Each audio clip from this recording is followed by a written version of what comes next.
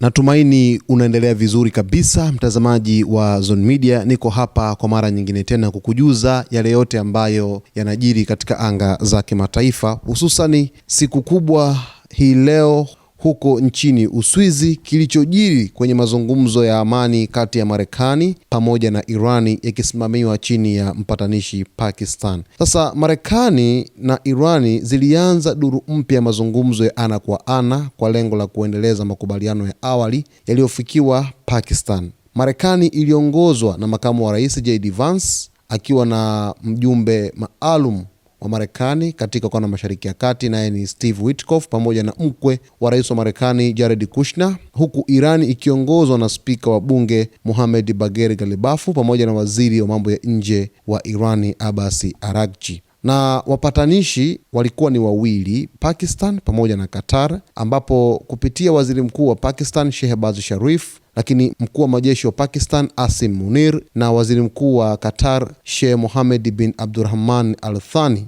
walisimamia mazungumzo hayo kama wapatanishi wakuu. Katika mazungumzo ya leo, ajenda kuu zilikuwa 4.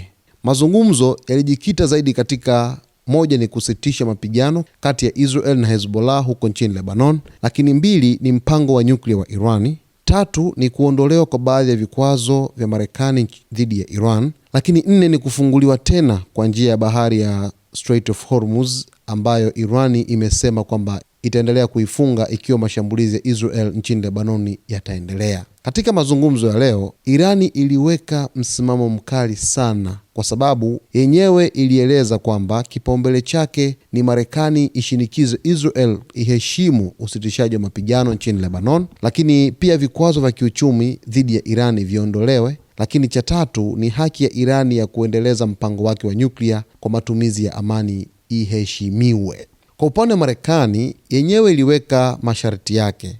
Marekani ilitaka kwamba: 1, Irani ikubali mipaka mipya kuhusu shughuli zake za nyuklia, lakini 2 ni Irani iruhusu wakaguzi wa kimataifa kukagua vituo vya nyuklia, 3 Irani isaidie kudumisha amani Lebanon na kupunguza mvutano wa kikanda, maana yake iache kufadhili kundi la wanamgambo la Hezbollah huko nchini Lebanon. Sasa kupitia makamu wa rais wa Marekani JD Vance, yeye alisema kwamba baada tu ya duru ya kwanza mazungumzo, amesema tumepata maendeleo makubwa. Aliongeza kuwa bado kuna kazi kubwa ya kufanya, lakini ana matumaini ya kufikia makubaliano mapya. Licha ya kwamba hakuna makubaliano ya mwisho yaliyosainiwa, yani pande zote zilikubaliana kuendelea na mazungumzo katika siku zijazo, na hakuna tamko la mwisho wala makubaliano mapya yaliyotangazwa leo hii. Sasa mvutano lakini uliendelea nje ya meza ya mazungumzo, yani pale nchini Uswizi, kwa sababu wakati mazungumzo yanaendelea, Israel iliendelea na mashambulizi nchini Lebanon kama kawaida, lakini Irani iliendelea kusisitiza kufungwa kwa mlango wa bahari wa Hormuz kutokana na kile ilichokiita ukiukwaji wa usitishaji wa mapigano na Israel. Lakini hata pia Uswizi ilijipanga sana leo hii kwa sababu iliimarisha usalama kwa kiwango cha juu.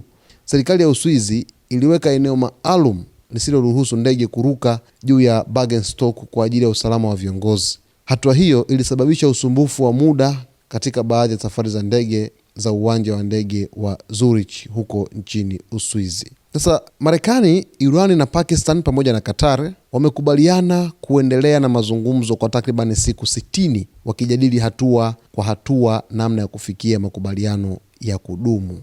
Sasa mtazamaji, hiki ndicho ambacho kimejiri leo hii huko nchini Uswizi kwenye mazungumzo ya amani kati ya Marekani na Irani yakisimamiwa na wapatanishi wawili, Pakistan kama mpatanishi mkuu pamoja na Qatar kama mpatanishi msaidizi katika mazungumzo haya.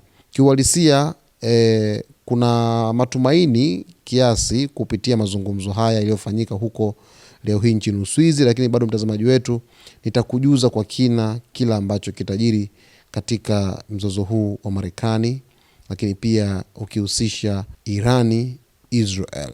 Usiache kusubscribe channel yetu, kulike, kucomment pamoja na kushare.